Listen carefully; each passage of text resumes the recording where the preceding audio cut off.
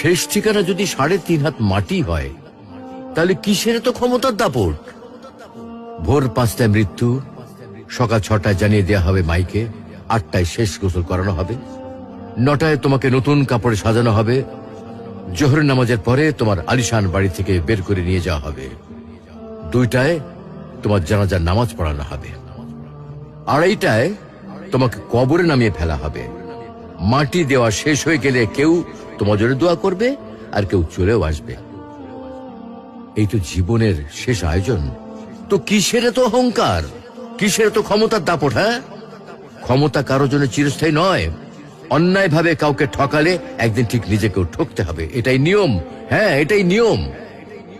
ভোরের সূর্যোদয়ের আলোতে যে পৃথিবী আলোকিত হয়, সন্ধ্যার সূর্যাস্তে তা আবার হারিয়ে যেত দেখি। অসত্য দিয়ে সত্যকে কখনো ঢেকে রাখা যায় না। প্রকৃতি বড়